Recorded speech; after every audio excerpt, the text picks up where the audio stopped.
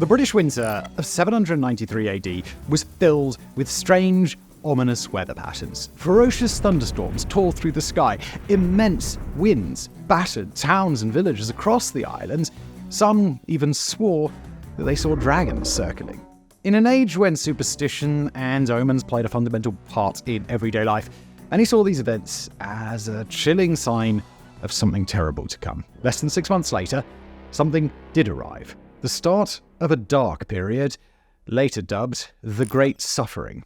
It began on the 8th of June, 793 AD, on the island of Lindisfarne, off the Northumbrian coast in northern England. This tiny tidal island was home to a monastery with a small Christian population and was a significant site to the faith because of its links to St. Cuthbert and early Celtic Christianity. That morning, 3 ships appeared on the horizon, strange-shaped, billowing sails and bizarre faces carved into their bows. They ran aground on a beach a short distance from the monastery, poured a terrifying sight. A wave of warriors stormed into the monastery, hacking their way through the terrified monks within. Some were dragged back to the ships, never to be seen again. Most died on this holy island. The warriors plundered everything they could from Lindisfarne before setting sail again and disappearing over the eastern horizon. The attack had been chaotic and bloodthirsty, and much more was to come. The Viking Age had begun. While the brutality of the attack on Lindisfarne sent a shockwave through Christian Europe, this wasn't actually the first time the pagan horde had visited the British Isles. Records suggest that a small landing party arrived in Portland Bay in Dorset several years before. The local reeve, a senior official operating as the Crown's representative, was said to have mistaken them for merchants. The unfortunate man approached the strange group and ordered them to move down the coast to where all arriving merchants were directed, but he was killed almost immediately. We don't know what happened next, but this is the first recorded instance of Vikings landing in Britain. Hello all, let me interrupt for just a moment to tell you about our fantastic sponsor today, and that is AG1. Making your mornings both easier and tastier, but most importantly, healthier. Let me ask you this. What happens when you think about breakfast in the morning? More often than not, your mind takes you to many unhealthy options, things loaded with sugar and calories. Tell me I'm wrong. So what is a quick and easy way to start your morning in the healthiest way possible? Well, that brings us to AG1's daily foundational nutritional supplement that supports whole body health. It's easy to make. You put it in this shaker, container, water bottle, whatever you want to call it. You shake it up and you're good to go. It takes literally 20 seconds. It tastes great. It looks very green. It doesn't taste very green. It tastes good. And it has become a part of my daily routine for a long time now. AG1 will cover all of your bases. They've got a long list of supplement facts on the back, everything it contains right in there to keep you nice and healthy. Multivitamin, covered. Pre and probiotic, yes. Immunity support, oh yes. All in a single scoop, in a glass, in the morning, easy, and that's it. So, all you need to do is go to drinkag1.com/shadows or click my link in the description below to get a year's supply of immune-supporting AG1's vitamin D3 and K2, plus, where is it? 5 of these travel packs so you can keep healthy on the go. I'm going away this weekend and I'm taking 3 of these with me so that I'll always be good to go. Easy. Brilliant. Thank you AG1 for supporting this video, for making all of my mornings tasty and healthy. And now to today's video. So, why did the Vikings pour out of Scandinavia in practically every direction with such devastating effect? Well, this is actually a point where historians aren't entirely sure. The Vikings left little in the way of recorded evidence, and much of what we know about them is based on what was said by their enemies often many years later. One theory is pretty obvious, and has often fueled expansion throughout history.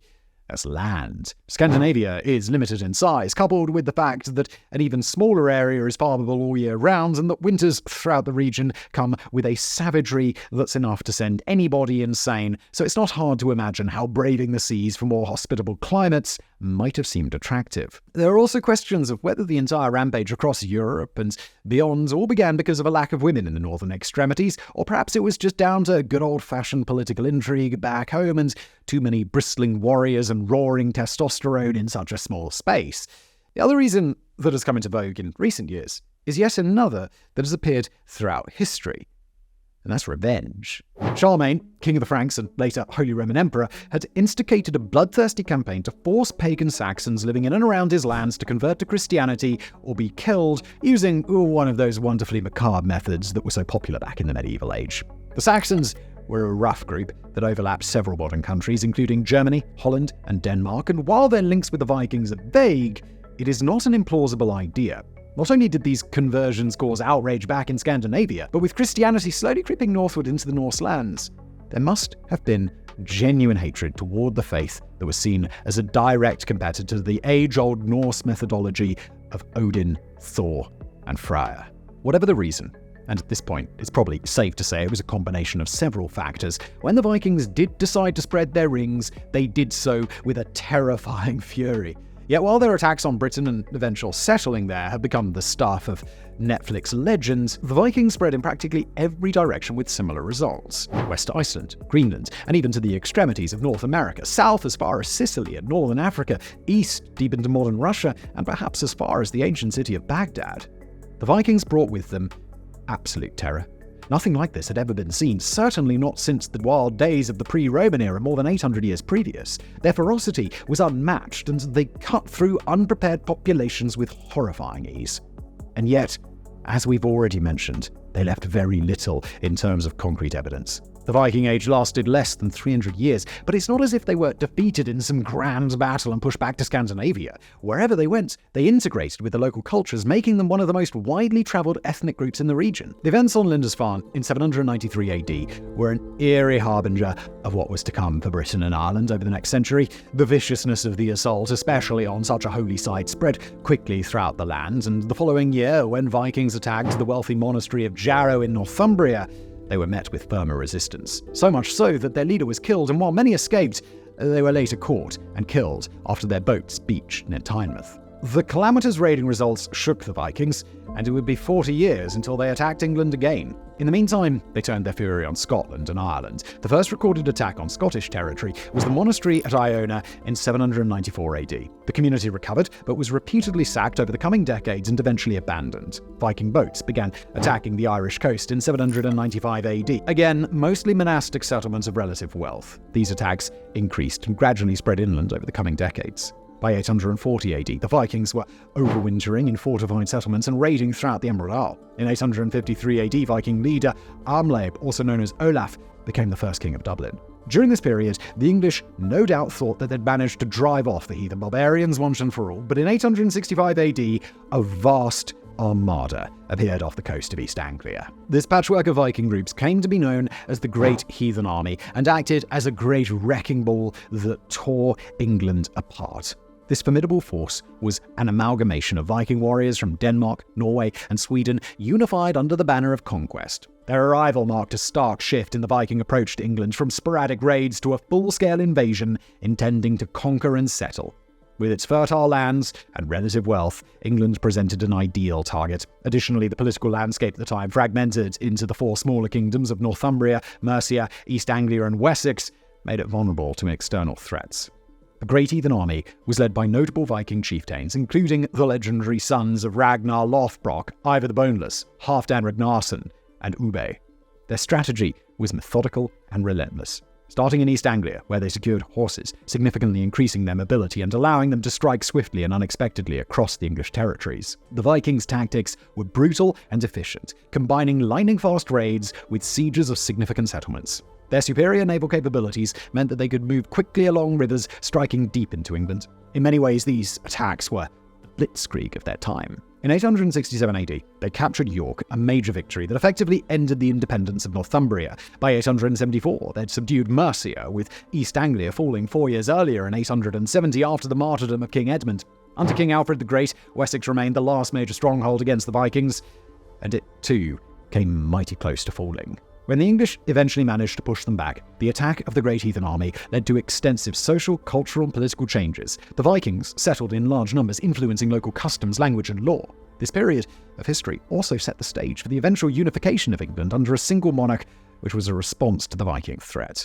While England represented a sizable and wealthy fruit ripe for the picking, the Vikings knew that even greater riches lay further south. Raids on the Frankish Empire began in the 9th century, and like England to the north, caused havoc and led to long-term social and political changes. One of the earliest significant Viking raids on the Frankish Empire occurred in 799 AD near the island of Noirmoutier by the Loire River. This raid was a precursor to more audacious assaults in the following decades. The Vikings exploited the internal divisions and weaknesses of the Frankish Empire, which, after the death of Charlemagne in 814, was mired in civil wars among his heirs.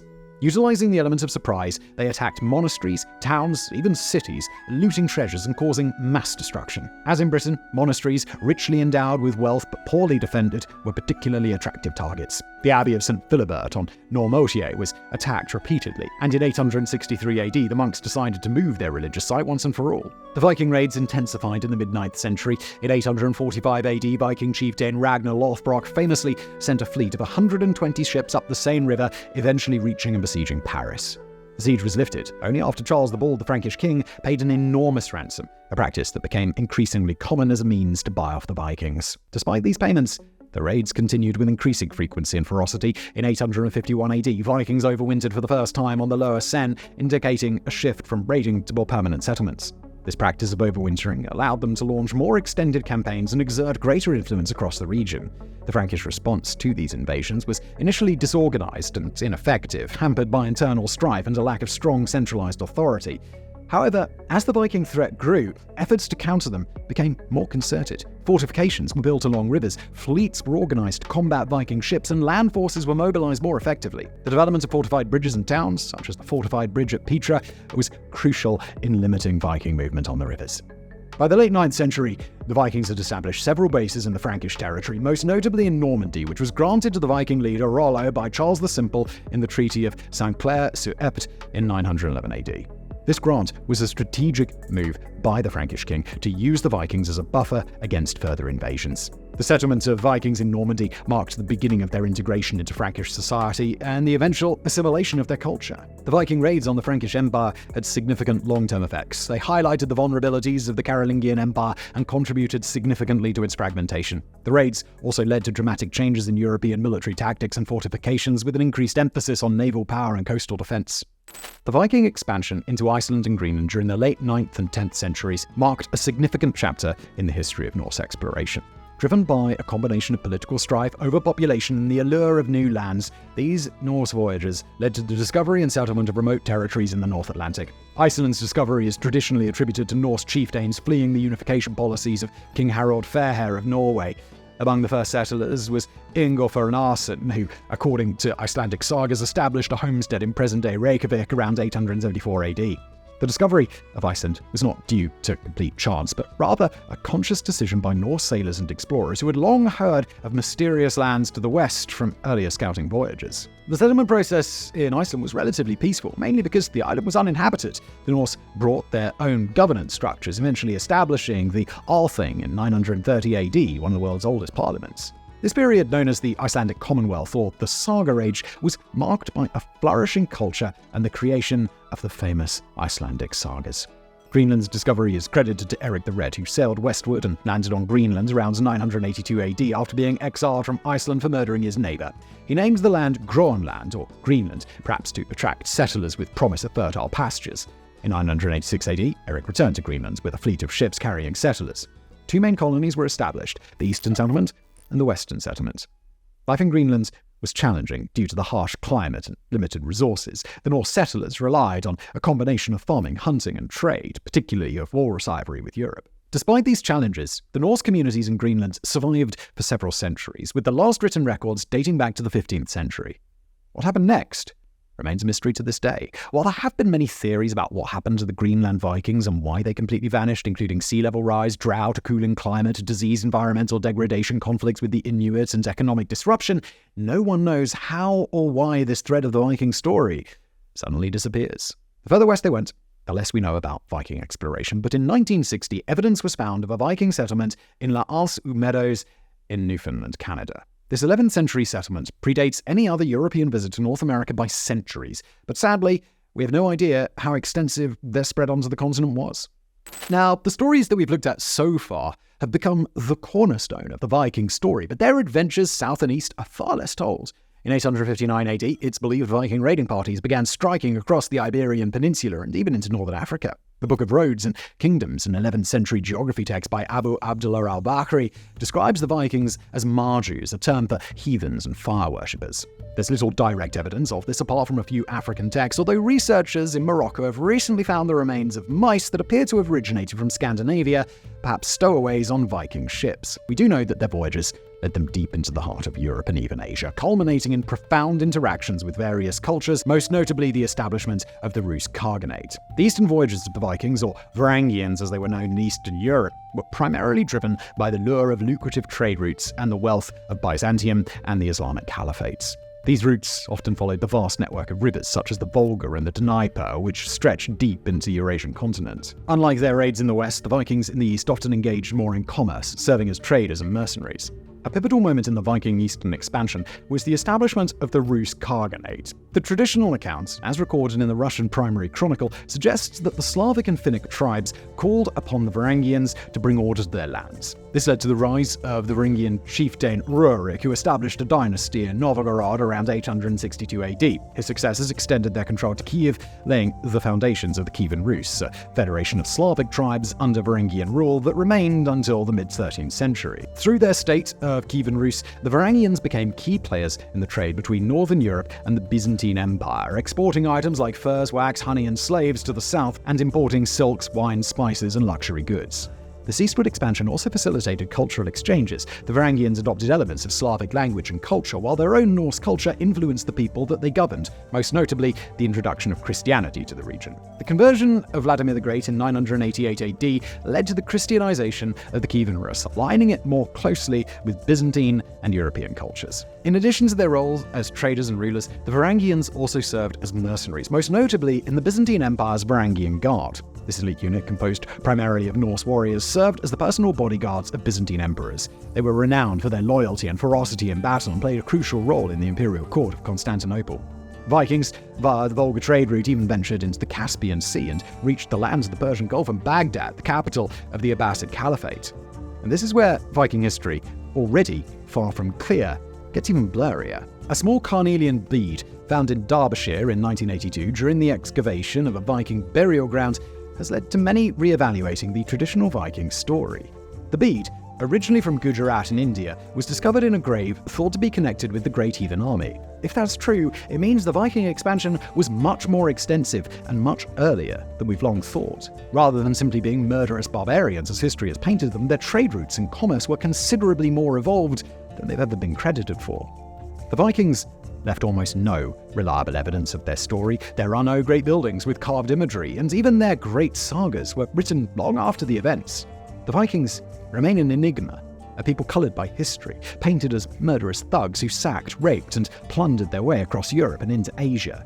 But that's not the complete story. Yeah, they brought hell to many places they visited, but so did many other tribes and cultures throughout the ages. The Viking Age may have been relatively short, but its influence on Europe and Western Asia was dramatic and lasting.